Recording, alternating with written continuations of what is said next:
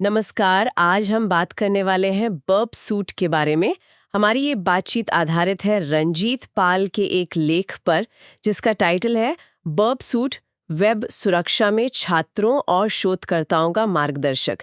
ये dissertation assist box के लिए लिखा गया था। तो आज समझने की कोशिश करते हैं कि भाई ये टूल वेब सुरक्षा सीखने वालों और रिसर्चर्स के लिए इतना ज़रूरी क्यों हो गया है। एथिकल हैकर्स और स्टूडेंट्स में तो काफ़ी पॉपुलर है ये। तो देखते हैं इसमें ऐसा क्या खास है। हाँ, बिल्कुल सही कहा। बर्ब सूट, जिसे पॉटस्पीकर ने डेवलप किया है, ये असल में वेब एप्लीकेशन सिक्योरिटी टेस्टिंग का एक, आप कह सकते हैं, स्टैंडर्ड टूल बन गया है। और अच्छी बात ये है कि इसके मतलब दो मुख्य एडिशंस हैं। एक फ्री वाला है कम्युनिटी, और पेड है प्रोफेशनल और एंटरप्राइज। अच्छा। तो इससे ये सीखने वालों और एडवांस्ड रिसर्च दोनों के लिए एक्सेसिबल हो जाता है। हाँ, ये एक्सेसिबिलिटी तो ठीक है, पर ऐसा क्या है जो इसे मतलब पढ़ाई और रिसर्च के लिए इतना इतना वैल्यूएबल बना देता है।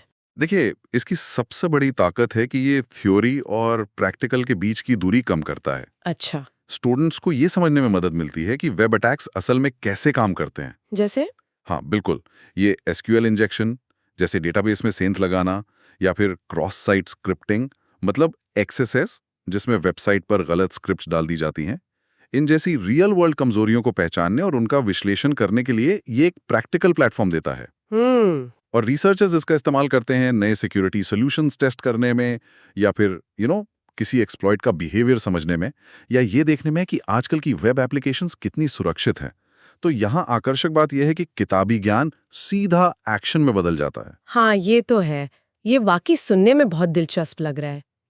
अच्छा, तो इसकी कुछ खास फीचर्स, मतलब क्या चीजें हैं जो इसे इतना पावरफुल बनाती हैं? इससे कई सारे कंपोनेंट्स हैं जो मिलकर काम करते हैं। एक बहुत जरूरी है इंटरसेप्टिंग प्रॉक्सी। प्रॉक्सी।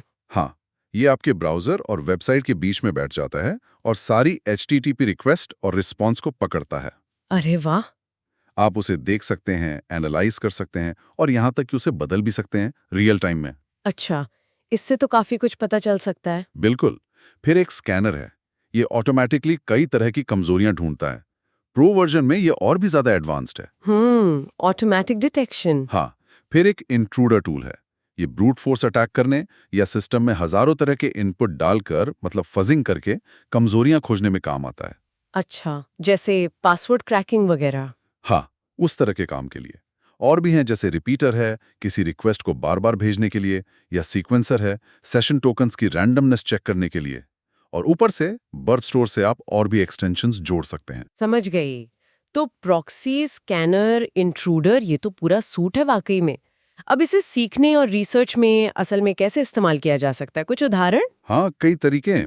जैसे यूनिवर्सिटी लैब्स में वल्नरेबिलिटी असेसमेंट करने के लिए स्टूडेंट सीखते हैं कि हैकर्स कैसे असुरक्षित वेब फॉर्म्स का या सेशन मैनेजमेंट की कमियों का फायदा उठाते हैं। प्रैक्टिकल लर्निंग हो गई है तो। हाँ जी।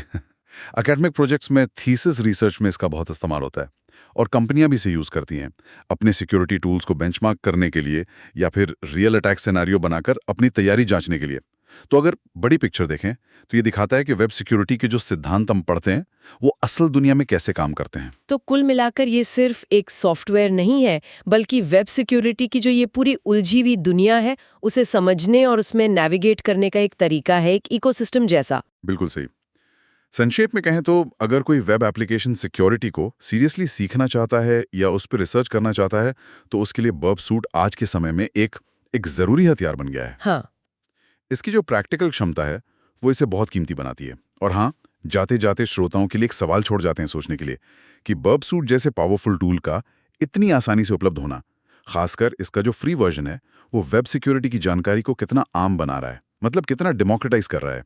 और इसका भविष्य में लोगों की और ऑर्गेनाइजेशंस की साइबर सुरक्षा तैयारियों पर क्या असर हो सकता है, ये एक सोचने वाली बात है।